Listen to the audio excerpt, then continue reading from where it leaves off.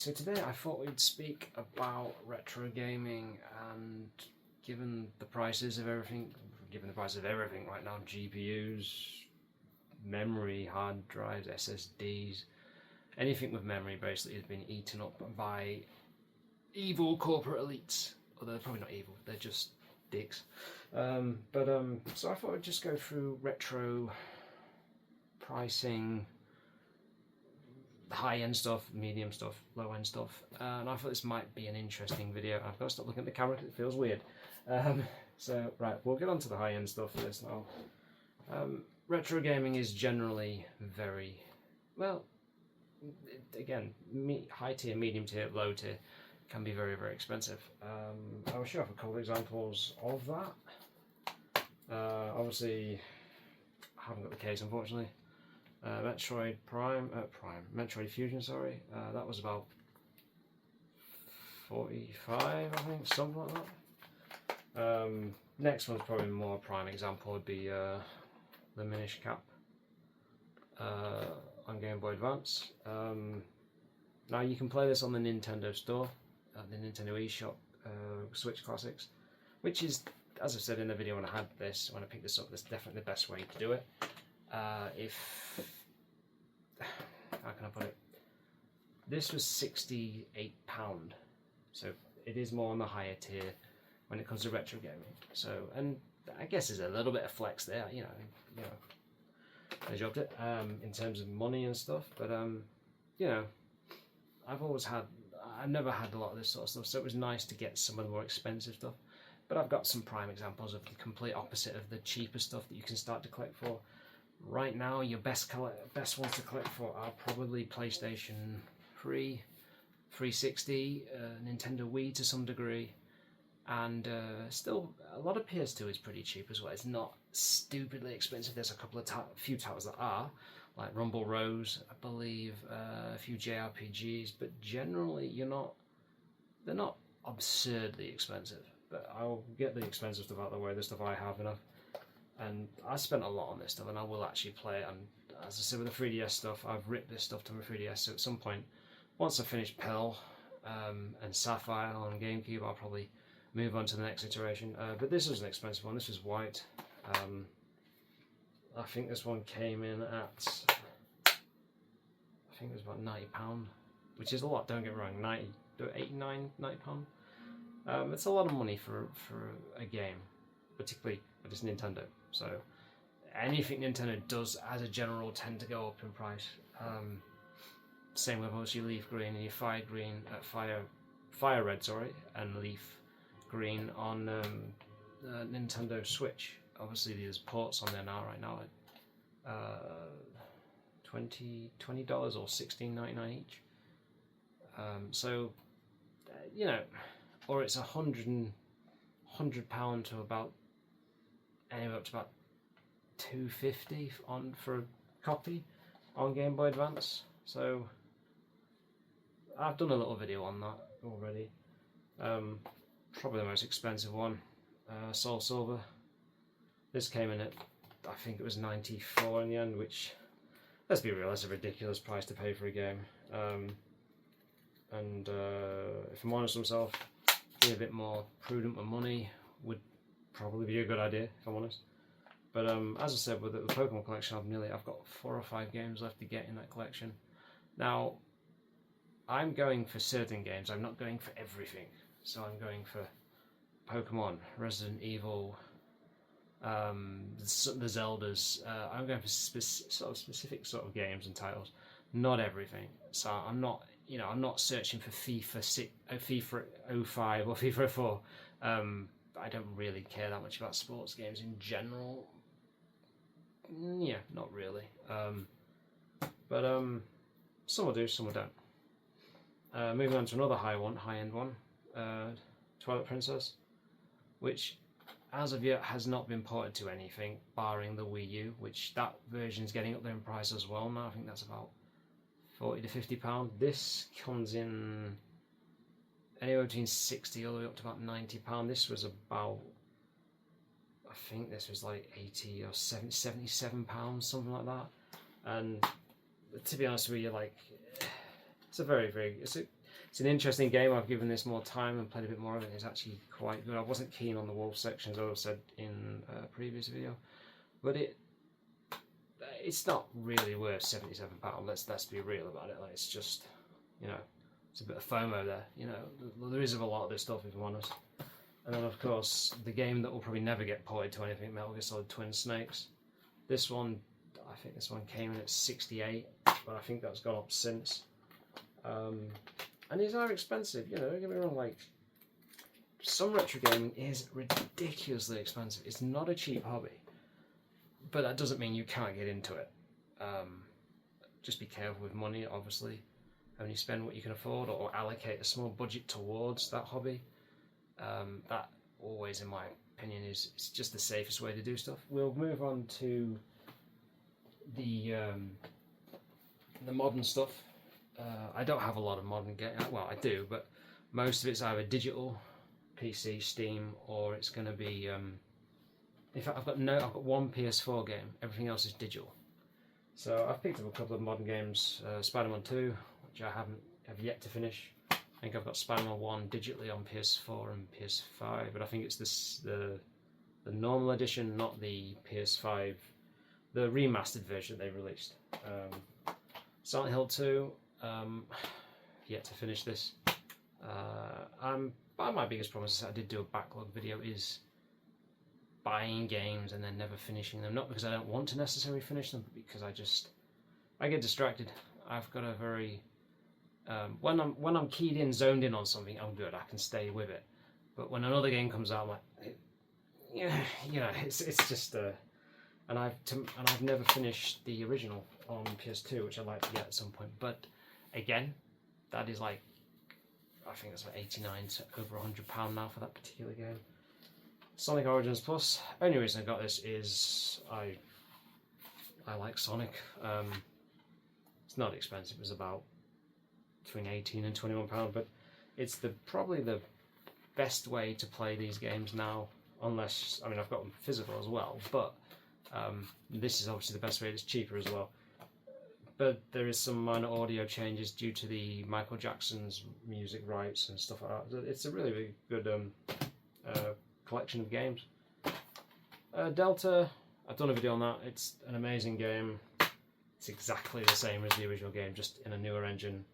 It runs pretty well. I didn't see any drops in performance. Obviously, I'm only on a base PS5, not a Pro. And although the Pro might become an interesting thing to pick up, because with the RAM prices and everything, the speculation, again, this is mere speculation, that Sony and apparently Xbox not so much, but I don't really see where Xbox are going to go. They've kind of destroyed their reputation as a company in a lot of ways, and their brand recognition, but that's an entirely different topic for for another discussion at any other time. I have done a little video on that, but it's really, really good. And of course, the one everyone's raving on about, Requiem, standard edition. So far, my experience with this was getting really frustrated at the beginning of the game, because it is really survival horror. It is, the Grace's segments are literally, they give you no ammo, and I'm only playing it on like normal modern mode as such. You know, I was really struggling at times with Grace, getting through certain areas. I've started to sort of, my survival horror brain has sort of started to kick in now, and I'm going back to this is like playing the original Resident Evil in Grace's sections. Leon's sections are very much more Resident Evil 4, and so far I've thoroughly enjoyed this. I've just encountered what's it called, that thing, the giant, I don't know what to describe, like a big mold that moves through the different parts of the area in the hotel, and that freaked me out a bit, if I'm honest. It was very much like Village, but this thing seems to be far more challenging to deal with. So Requiem, well worth it. This is what people want, this kind of quality of game. I'm enjoying it for it, and Leon's sections are interesting. Leon's sections are a lot easier, but Leon's just a badass in this game anyway. So yeah, so that's our modern stuff. More higher end stuff, obviously.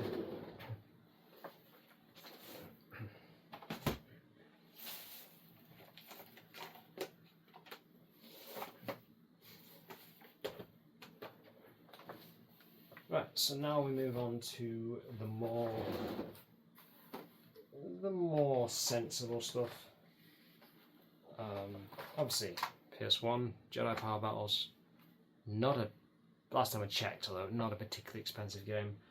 Very, very janky, but I like it. I always have liked Jedi Power Battles. It's been remastered recently. I think it was last year. It was remastered with HD graphics, new characters, all sorts of stuff. So, and PS1 isn't too bad to collect for. Dependent, you're talking anywhere from 10 to about 35, 40 pound.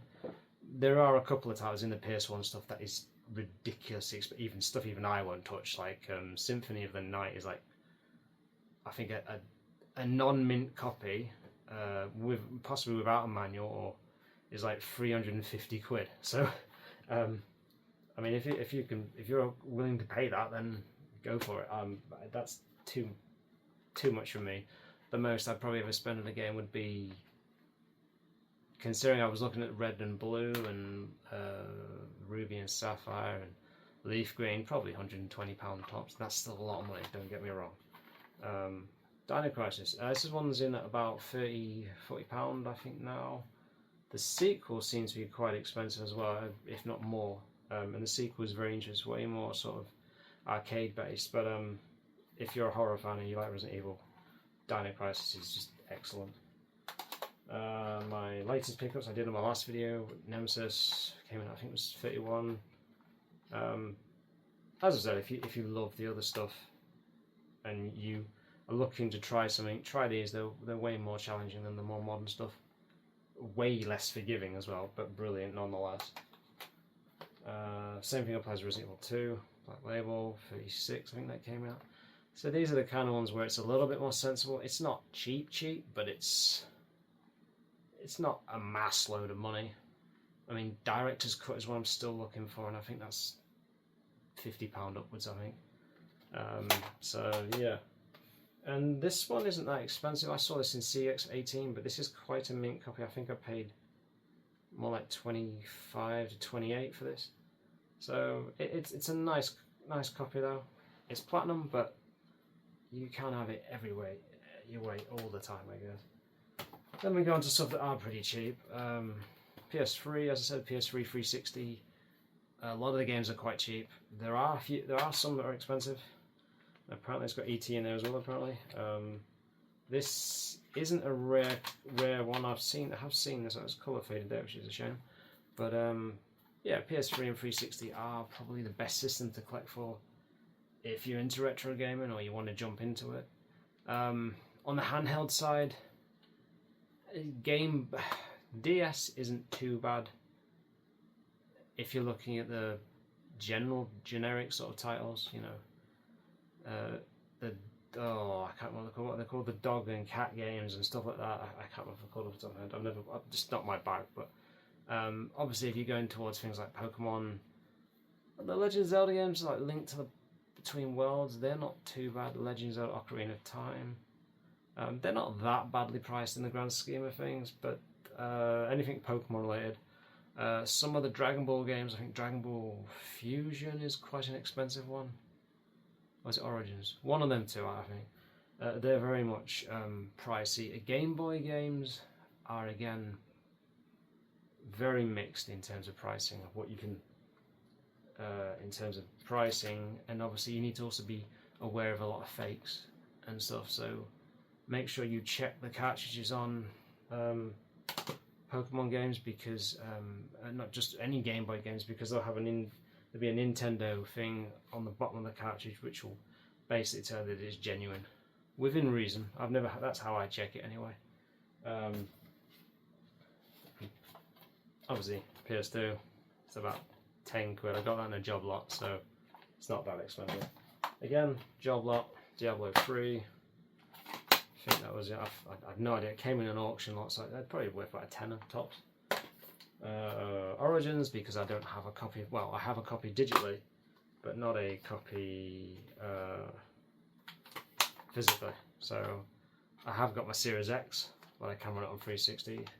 Though, speaking of Series X, I am on an island whether or not to sell it, because I don't think I I haven't decided one way or the other yet, but I'm not sure if it's worth bothering to keep an Xbox, barring 360, because I think 360 is still just a really, really good system, whereas Series X, I've not turned it on in, just to test it works. I've not played a game on it in, must be 6 months, maybe longer. I get Game Pass from time to time when my brother has it, and that's about it, really. Gears of War Judgment, again, a lesser known one compared to Gears of War 2 and 3, but generally, like, not expensive, really not, you know. As I said, I would personally, if I was starting to collect now, I'd go 360, PS3, maybe some PS2 stuff. Those are the easiest systems to collect for, by far. This one not so cheap. I got this quite cheap because I think the actual manual's okay and everything. Disc is in good good condition, but the cover's a little bit tatty here and there. But that was 34. That was a couple of years back. I think this is more like 50 upwards now, I believe. But again, it's Silent Hill. You know, so they are apparently remaking Silent Hill 1, and I imagine they'll probably remake that. And then we'll get to the really dirt cheap stuff, like Burnout Takedown. Fantastic game. $4.99 from, I think that's Game Station. Rest in peace. Really, really good game. £5 at the time. I don't know what it'd be now. I doubt much it'd be that much. There's a lot of Burnout games, and they're really, most of them are quite cheap. As far as I'm pretty sure. Not my favourite. I like Burnout 2. Is it Point of Impact? That's probably my favourite, because I like the fact that it's a perfect balance between speed and realistic sort of, not realistic, what's the right word? I find Burnout 3 to be too fast. I think it's so mental that you can't see what's coming before you've crashed. In my weird warped mind, I guess you could say. But still, nonetheless, really good game and really, really cheap. The one that started all Burnout, this is, I adore this game. I remember playing it when I got, I think my mate Chris had it on PS2, and we played the hell out of this. It's just so much fun all the way through. Really, really, really good. And then this is the one I picked up from CX. Sadly, no manual. But I was hankering for a Diablo experience, but on PS2. So, Diablo Baldur's Gate is the game I played I think before, or just before I picked up a copy of Diablo 2, because I didn't have my parents had a PC. They had a Time PC. It would have been in the 1999, I think it would have been, or 2000. And it was sponsored by Leonard Nimoy, ironically, which is quite funny. But yeah, really, really good game. There's a sequel as well. It's on Xbox original and PS2. 2-player, and this has also been re-released on modern systems. Couch co-op, no online sadly, but fantastic nonetheless. Okay, now let's go to your really old stuff. Now sadly I can't represent Nintendo because I don't have anything SNES related. I do have some 64 stuff, and we'll get into that because that's an interesting topic. Sonic 3, not particularly cheap, I think, not particularly expensive either. I think this came in at 30, come on brain, work. I think it was about 30, between 30 and 40 pound, something like that. Knuckles, again, my copy's a bit tatty, that came in about the same price, but for a really nice copy of Sonic and Knuckles, you're probably looking at about 40 to 50 pound upwards, probably. 2 I really, really want, and probably will be the only 2 I ever get, because the third game is so expensive. I think it's like 199 to 200 pound. Sadly, it doesn't have the things on the end. They used to put in the old days. Used to have like the little things they hang them on the tabs at the shops. But Street Fighter 2 and 1, fantastic games. Possibly the best beat 'em up games ever made. Controversial, I know, but I do like 4 as well. But yeah, brilliant games.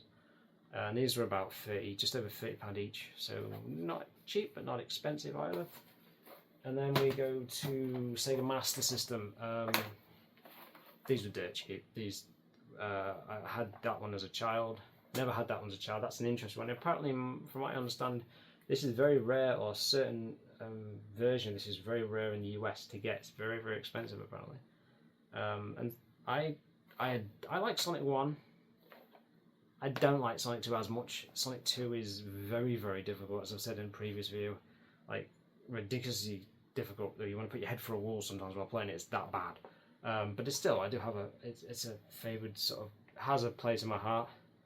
Full of frustration and hate at times, because it's so goddamn hard at times. Certain levels are mental, but these are about just over £10 to £20 each, if that, probably more like in the £15 range. So you can get, you know, there's a very big mixture of different games that you can get at different prices. I will say the one systems I would stay away from, unless you really, really like the Nintendo stuff, barring like your Pokemon stuff, is Nintendo GameCube. In fact, let me get an example. So with Nintendo GameCube, you are talking GameCube. If you're looking at some games, they're cheap. That was about £35. So they start to get up there. Wind Waker, last time I saw it in CX yesterday, that was 45. I paid about £19-20, but that was about, I don't know what, 10-15 years ago. It's a long one. I've had that for a long time. Metroid, not expensive, 19 to 24, I would say. Same with Metroid Prime 2, not an expensive game, and the first game has been remastered because I've got it on Switch. It's another one to play at some time. Resident Evil 1, not a particularly expensive one. Fantastic remake of the original Resident Evil. 10-15 quid is about, probably about £8.99. I think I've seen it as low as £8.99. So here we get into the more expensive ones. Resident Evil 2, it's just literally a straight up port with better graphics, well, higher resolution, and probably less blurry graphics than the PS1, but I do have a soft spot for the PS1 version. That comes in at about £35 to £40 upwards. Same with Nemesis, no manual sadly, which sucks. I'd like to get a manual, but that's something else to watch out for. Be very careful when you start searching for things like manuals and stuff, because there'll be sellers that will just charge you like 20-30 quid for a manual, which you're going to put in the box and then you'll never look at it again. So be careful with things like that, because it can get ridiculously expensive. Code Veronica is probably the most I think that was the most expensive at about £36-37. I've shown you already, I've got it on PS2, but I wanted a GameCube version of it. So that is on it. RE4, dirt cheap. It's been ported to just about everything. It's kind of like Skyrim being on a fridge. It's just been ported to everything. Really, really accessible. I would say though the remake probably possibly counteracts this in terms of which the remake I think is technically better, but 4 is still it's the most accessible Resident Evil game I've ever played, and not my favourite, but it's a lot of other people's. Mario Kart Double Dash, again, this was about £30 plus, I think. So my point being of all that is that Nintendo are usually the most expensive for a lot of stuff. N64 to collect for is, again, kind of be careful, because anything like Pokemon Stadium 2, that's £50 upwards. Things like Clay Fighters is ridiculously expensive. Things like GoldenEye, Perfect Dark, Pokemon Stadium 1 isn't too bad, but you know, No Mercy, WrestleMania 2000. If you start looking at things like I think Conkers and stuff like that, yeah, and some really, really generically games that are really quite shit, they really are expensive, so do be careful with that sort of stuff. And the other things, accessories, particularly on GameCube. Freeloader, because I haven't hacked my GameCube as of yet, and then a Game Boy disc for the Game Boy player, which is on my GameCube. That stuff, that was about £30 I think at the time. Now it's just to like play imports. It's not the best way to do things now, but it's the way I've done things for a while now, so just take that into account. So anything Nintendo. Sega wise, Master System's cheapish mostly, barring a few games. Same with Mega Drive, similar sort of scenario. Sega Saturn, which is a system I'd love to collect for. make sure you've got a big bank balance for Sega Saturn, because Sega Saturn is mad. It might be quite possibly the most expensive system to collect for that I've ever seen. The prices are, particularly on the PAL stuff, is ludicrous, absolutely ludicrous. Because I want to get a copy of Resident Evil 1 on it for Sega Saturn, but it does come a point where you think, well, I've got numerous copies of Resident Evil digitally as well. Do I need another disc copy that one day won't work because the discs would have, they'll get disc rot, or they'll just stop functioning basically. So that's something you have to take into account with a lot of the disc-based stuff as well. Is how long is it going to last? How old are you? I turned 40 last year, so I'm like, so we'll see if they last. I'm not sure. It'd be a kicker if they don't, but cartridge-wise stuff is stuff that will last a long, long time. It'll outlive most people, I would imagine. I can't see why it wouldn't. But yeah, so Nintendo, so Sega Saturn, Dreamcast, certain things can be expensive. And Game Gear, I don't have a lot of info on Game Gear, but from the stuff I've seen, it doesn't seem that bad, barring some things again. So there's always different circumstances, but right now, PS3, 360, PS2, because you can get loads of it. Original Xbox as well, saying that, I completely forgot about that. Original Xbox, most of it's pretty dirt cheap as well. There's not I sold a batch of games a while back for it, and they're not that expensive. But make sure you've got an original Xbox, because some of the original stuff doesn't work on a 360. Because I have done a small video on that with the games I had at the time, and they don't function. I don't know if that's because they need an update from the Microsoft servers that are no longer online and functioning. But yeah. But anyway, I will leave it there. I hope I haven't bored you too much, and I hope this video is a bit more informative. I've been trying to do some different videos because I've been struggling for ideas as of late with stuff, and trying to figure out the YouTube algorithm and what does well and what doesn't do well. But I'll leave it there. This is the first time I've ever done a video on camera, so please be gentle. I'm not really used to this. I prefer to do it where I'm just looking at what I'm filming than filming it myself doing that. So yeah. Anyway, I'll leave it there, and thanks for listening to me rabbit on as always, and peace.